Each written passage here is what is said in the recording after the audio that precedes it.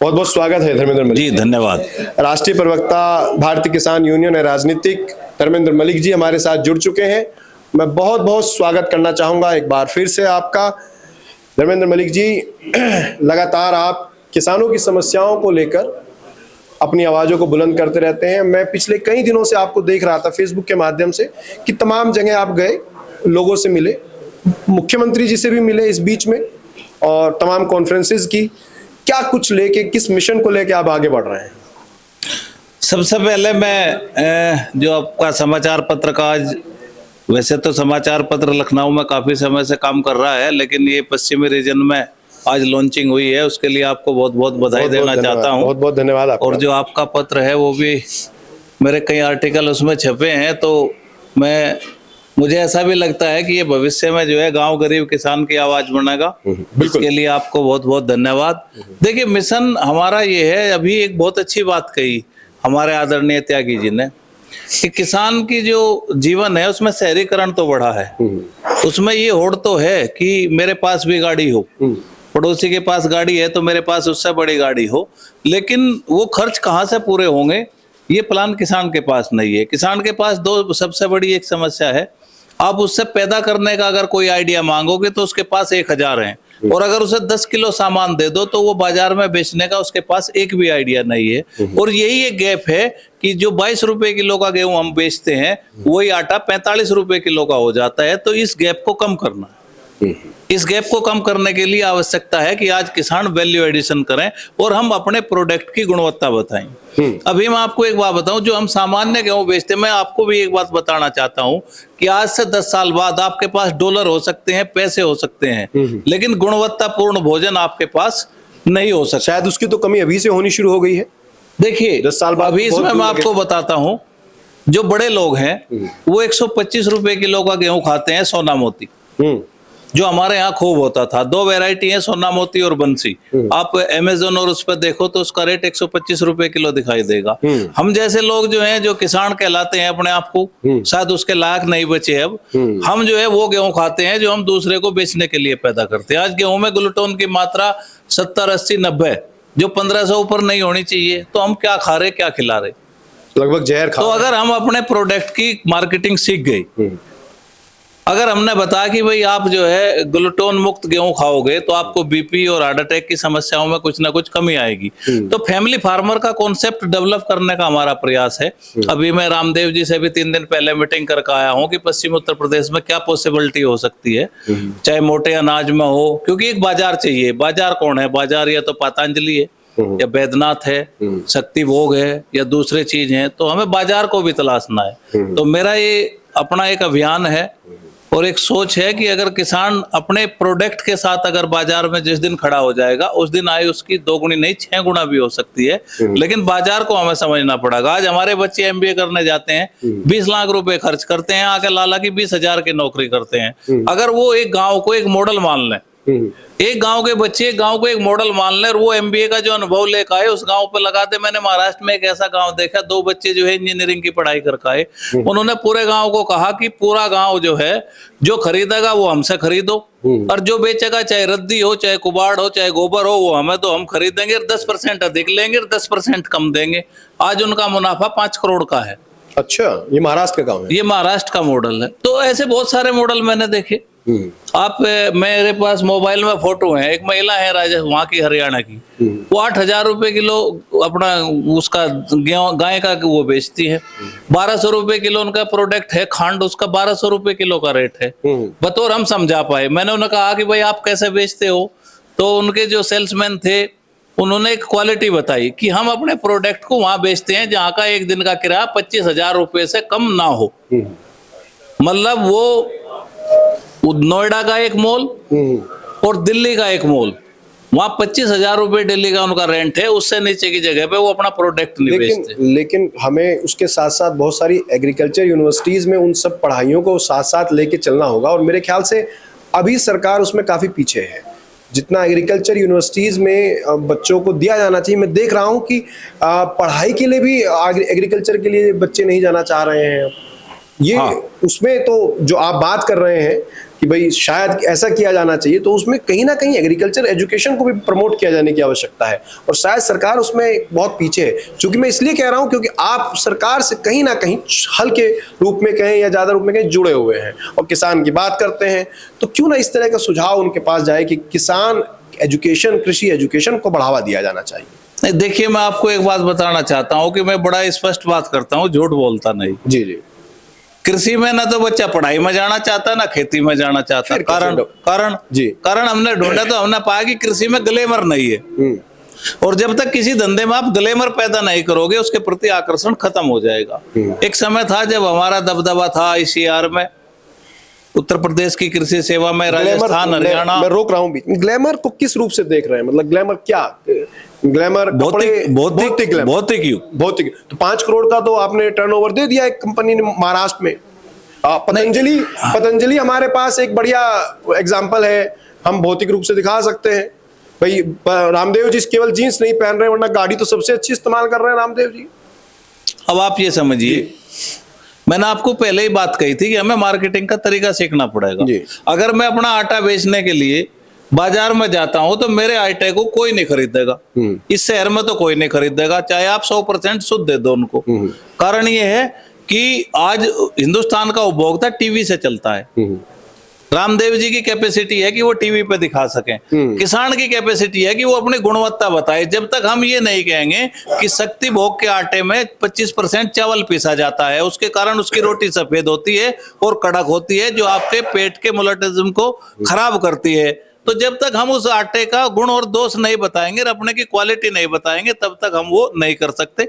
इस पे हम एक पूरा का पूरा ट्रेनिंग प्रोग्राम MOU हमारा हो जाएगा इनसे, जो निपटम है, निपटम कुंड, जो आपने कहा कि यूनिवर्सिटी, जिसके लिए मैं बताऊं कि जब हमारा ही आकर्षण नहीं रहा, नहीं तो देखिए सरकार की तो मैं बात नहीं करता, लेकिन यूनिवर्सिटी की आपने बात कही, तो हमारे पास फूड टेक्नोलॉजी की यूनिवर्सिटी है, निपटम कुंडली में है। यहाँ से 150 किलोमीटर भी नहीं, कितने लोग जाते हैं वहां देखने के लिए।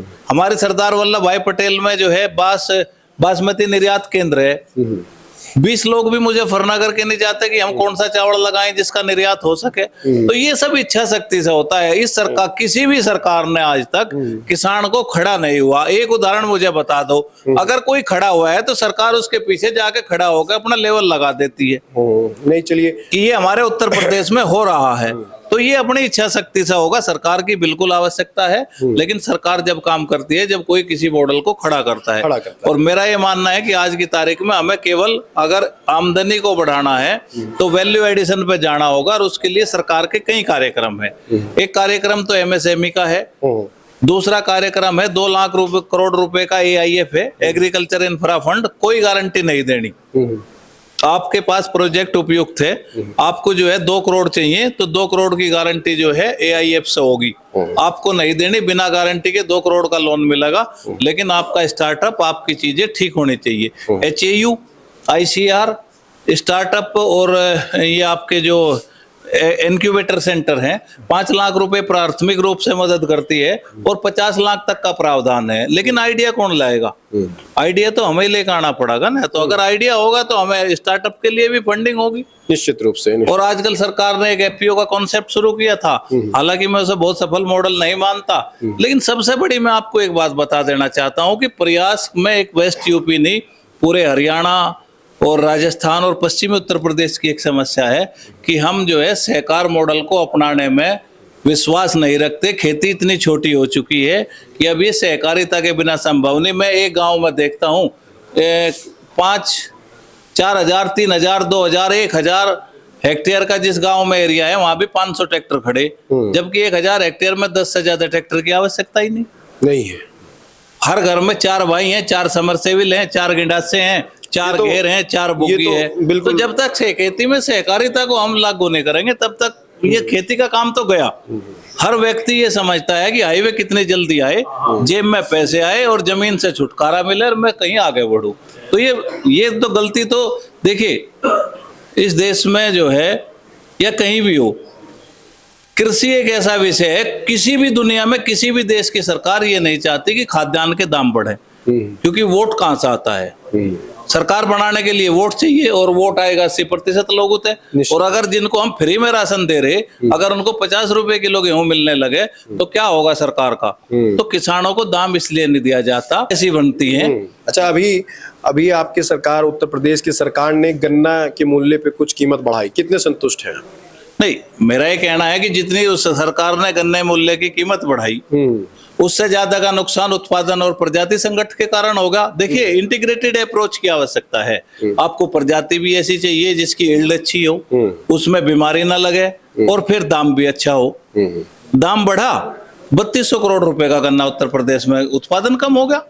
पूरा सरकार आंकड़े छुपाने पर लगी हुई है, हाहाकार मचा हुआ है। क्या हुआ? ये बहुत महत्वपूर्ण, मतलब मुजफ्फरनगर के किसान को 800 करोड़ का नुकसान है पिछले वर्ष के बहुत मुकाबले। महत्वपूर्ण बात धर्मेंद्र मलिक जी कह रहे हैं कि सरकार जो है लगातार आंकड़ा छुपाने की बात कर रही है। मैं इसीलिए कहा था शुरुआत में ही कि धर्मेंद्र मलिक जी कुछ तथ्यों पर आधारित बात कहते हैं, और आज फिर उन्होंने बता दिया कि 3200 करोड़ का घाटा पश्चिम उत्तर प्रदेश के किसानों को हो गया है। मतलब प्रदेश में है, लेकिन विशेष रूप से 2200 करोड़ रुपए मेरठ, सहारनपुर, मेरठ और मुरादाबाद और बरेली 4 मंडल में 2200 करोड़ रुपए का लॉस है उत्पादन के आधार पर। आपने वो बात कही थी अभी कि लगातार ट्रैक्टरों की संख्या बढ़ रही है, समरसीबल की संख्या बढ़ रही है। कुछ दिन पहले आपने पोल्यूशन की भी लगातार बात कही थी, और मुझे लग रहा है कि वो सब जो चीजें आपने कही थी वो लगातार अभी भी उसी रफ्तार से सब चीजें चल रही हैं, कि कुछ रफ्तार कम हुई? MSW नहीं, अभी आपको जो है त्यागी जी ने कुछ बात कही थी कि ये भौतिक युग है। जी जी, इस संसार में जो है विकास जो है, हमने किसको मान लिया? ये होटल बहुत अच्छा है तो विकास है। ये होटल तो बांस से भी बन सकता है, और इसकी लाइफ भी ज्यादा हो सकती है। और जो बांस से जो, देखिए आज हमें ये भी सोचना पड़ेगा कि जिस घर में हम रह रहे वो पर्यावरण के कितने अनुकूल है। आज नहीं कहेंगे, 10 साल में कहेंगे। 425 पे हम पहुंच चुके, 450 तक चले जाओ, 1.5 सेंटीग्रेड मतलब 1.5 जो है डिग्री टेम्परेचर बढ़ चुका, और आधा मतलब 0.50 की और आवश्यकता है। 52-50 पे आप पहुंचे तो आप सब बर्बाद। इस देश में जो है किसान समझते हैं आप क्या झेल रहे हैं? कि जलवायु परिवर्तन की मार कौन झेल रहा है? किसान झेल। पिछले साल जो है सरकारों ने क्या कहा कि आप 12 से 4 घर से ना निकलें। अगर हमारे देश में ऐसी एडवाइजरी जारी होने लगी कि 12 से 4 घर से ना निकलें, तो आप ये समझिए कि खेती के घंटे घट गए। भाई, मजदूर और किसान ही तो इन हाउस नहीं है खेती। मजदूर को भी बाहर काम करना पड़ता है, किसान को भी। अगर कल सरकार ये कहते कि 11 बजे या 10 बजे से और 4 बजे तक खेत में नहीं जाना, हुए भी पिछले बार जो है ब्रेन हेमरेज के केस में इजाफा हुआ है, बहुत जबरदस्त इजाफा हुआ है। तो अगर खेती, देखिए हम समझते नहीं है। आज जो सबसे बड़ी आवश्यकता है वो ये है कि हमको जो है क्लाइमेट चेंज के बदले जो नंबरिंग होती है, हमें जो है आवश्यकता है कि क्लाइमेट जो फंड है उससे हमारा जो हिस्सा है वो हमें मिले। हम 25% कृषि में अगर हम वार्निकी करते हैं, तो मतलब अगर हम डोल पे भी पेड़ लगाए तो हम इस वातावरण को शांत कर सकते हैं। हमें कुछ खेती की प्रैक्टिस बदलनी होगी। दोपहर में हम खेत में पानी ना दे, यूरिया डाल के ऐसे समय पानी ना दे जिससे गैस ज्यादा बनती है, तो जिससे ठंडा किया जा सकता है धान के खेत को। मैं धर्मेंद्र जी, इस बात को मैं आपसे पूछना चाह रहा हूं कि क्यों ना इस विषय को लेके हम एक छोटा सा एक साप्ताहिक कार्यक्रम आपके साथ चलाया जाए, और इस पे बात की जाए कि किस तरीके से हम पर्यावरण को बचाने के लिए अपने एग्रीकल्चर रिफॉर्म्स ला सकते हैं, है ना? तो मैं आपसे समय भी अभी थोड़ी देर बाद मांग लूंगा, और निश्चित रूप से आप चूंकि बताएंगे तो निश्चित रूप से किसान भी सुनेगा, क्योंकि लगातार आप किसान संगठनों के साथ जुड़े रहते हैं, बातचीत करते रहते। मैं आपसे बस केवल आखिर में एक ही बात पूछना चाहूंगा कि जो बात आपने अभी थोड़ी देर पहले रोक दी कहते ये जो MSW है और ये जो कचरा लगातार जलाया जा रहा था पेपर मिलों के माध्यम से, क्या उससे अब संतुष्टि नजर आ रही है, या कुछ अभी भी किसानों के अंदर उसी तरह का रोष है? क्योंकि मेरे पास लगातार वीडियो मिल रही है। जी, देखिए ऐसा है, सामाजिक संगठनों का काम है किसी विषय को उठाना। हमने उस विषय को उठाया और उठा के लोगों को ये दिखाया कि जिसको भी सर्टिफाइड करते थे कि हम इसको जला सकते हैं, वो अवैध है। उसका असर ये हुआ कि हमारे छोटे भाई यहाँ पंकज मलिक बैठे, इन्होंने उसको हाउस में उठाया। हाउस में जो उठाया उसकी जो रिपोर्ट आई वो भी गलत दे दी। मैं हाउस का इनका वो भी देखा दूसरे वाला। तो जब संस्थाएं डाटा छिपाने लगे, संस्था अपना काम ना करें, तो जो सरकार निर्णय गलत लेती है उसका इलाज है जनता। जब तक उस क्षेत्र की जनता खड़ी नहीं होगी, हमारा काम केवल बताना है कि भाई ये हो रहा है, जो हो रहा है वो गलत है और हम उसमें आपके साथ खड़े हैं। जब तक वहां के लोग, देखिए उसमें माफिया राज, गुंडागर्दी, तमाम चीजें पहले भी यहाँ हो चुका है। जो ये मुजफ्फरनगर में पेपर इंडस्ट्री है, ये हमेशा गुंडा राज को जन्म देती है। एक जमाना था सुकरताल में टाटा फूस के ऊपर गोलियां चलती थी और वो सब इन्हीं के कारण था। आज टाटा फूस और ये जो MSW आज लाया जा रहा है, सेम सिचुएशन है। इसमें सब माफिया लगे हुए हैं और सरकार की तो मैं जो होगी वो लखनऊ में है, लेकिन यहाँ का स्थानीय प्रशासन, यहाँ के नेताओं के जो शिष्य हैं, जो आगे पीछे नारा मारते हैं, विधायक जी, सांसद महोदय हैं, उनके जो लोग हैं, सब इस काम में इन्वॉल्व। ये बड़ा आरोप है और ये लगातार आरोप नहीं है, सच्चाई है। मैं वहां के भी फोटो दिखा दूंगा और वहां के भी दिखा दूंगा। लगातार नहीं, इस बात को धर्मेंद्र मलिक जी लगातार कहते भी आए हैं और ये पुरजोर तरीके से कहा, लेकिन इस पे किसी भी दल से या किसी भी नेता के माध्यम से इस बात को नहीं कहा गया कि धर्मेंद्र मलिक जी पर ये गलत कहा जा रहा है। किसी ने छुपाने का प्रयास भी, ना किसी नेता ने आकर बाहर इस बात को उठाया कि गलत है सरकार की तरफ से। बाकी पंकज जी ने भी कहा और मेंबर ऑफ पार्लियामेंट ने भी इस बात को रखा अलग अलग जगह पे। देखिए ऐसा है, जो प्रतिनिधि होते हैं उनका काम है किसी विषय को सरकार के सामने लाना, हाउस में रखना, और जब हाउस में भी मैनिपुलेशन हो लगे तो फिर क्या। हाँ, उसपे भी हुई है भाई। अधिकारी वो दंडित होना चाहिए जिसका डाटा गलत है। भाई एक बात बताओ, ये चल रही है फैक्ट्रियां, इनके यहाँ पे एक यंत्र लगता है चिमनियों के ऊपर और उसकी ऑनलाइन मॉनिटरिंग होती है। जब तक वो नहीं लग रहा है तब तक कैसे चल रही है। MSW को इसको जलाने के लिए एक निश्चित टेम्परेचर चाहिए कि उससे नीचे ये जल नहीं सकता। 5% लोगों के पास भी उसके बॉयलर नहीं है। टरबाइन खड़ी कर दी झूठी लाके। एक बात और मैं बताऊं, ये इसको जो है पेपर मिल में जला भी नहीं सकते, ये केवल टरबाइन के लिए है। और इन्होंने ये कर दिया कि मतलब जो टरबाइन काम ही नहीं करती उनको खड़ा करके ये दिखाते हैं कि ये ज्यादा मतलब बिजली बनाने के लिए। और मेरे से ज्यादा अगर इस चैप्टर पे बात करनी तो आपको अनिल जी से करनी पड़ेगी। ये इंडस्ट्री वाले हैं ना, सब पता है। अगर ये सही बताएंगे तो सब कुछ बता देंगे। सिलसिलेवार बात होगी, अनिल जी से भी करेंगे इस बारे में बातचीत। लेकिन चूंकि वो सत्ता पक्ष के हैं तो ज्यादा बातचीत इस बारे में करेंगे नहीं। देखिए ऐसा है, मैं आपको एक बात बताता हूँ। राजनीति का विषय वहां आता है जहां सरकारें बनती और बिगड़ती हो। जब व्यक्ति के अस्तित्व का सवाल हो, वहां ना कोई पक्ष होता ना विपक्ष होता, वहां पे सब नागरिक हैं और सब नागरिक समूह का कर्तव्य है कि हम समाज के वेलफेयर के लिए काम करें। निश्चित रूप से यही बात धर्मेंद्र मलिक जी की अच्छी है कि किसानों के नेता हैं, लेकिन कई बार पढ़े लिखे लोगों से भी बहुत अच्छी बात धर्मेंद्र मलिक जी के माध्यम से होती है। मैंने शुरुआत में भी यही बात कही थी, मैं आखिर में भी यही बात कह रहा हूं। मैं धर्मेंद्र मलिक जी से समय लूंगा और निश्चित रूप से साप्ताहिक कार्यक्रम इस तरह का चलेगा कि किसानों के लिए किस तरह की योजनाएं बनाई जानी चाहिए और किसानों को किस किस तरीके से अपनी भूमि की जो क्षमता है उसको बढ़ाया जा सकता है। आप हमारे साथ जुड़े धर्मेंद्र मलिक जी, बहुत बहुत धन्यवाद। मैं आपको बस एक अंतिम बात कह के खत्म करता हूँ, क्योंकि ये मैसेज संदेश पता नहीं कहाँ जाएगा। इतना भयावह संकट है कि आने वाले और 5 साल बाद पश्चिमी उत्तर प्रदेश की जो फर्टाइल लैंड थी वो अन्न पैदा करना बंद कर देगी। इसका मैं मतलब इसको गंभीरता के साथ ही नहीं, प्रामाणिक तौर पर कह सकता हूँ।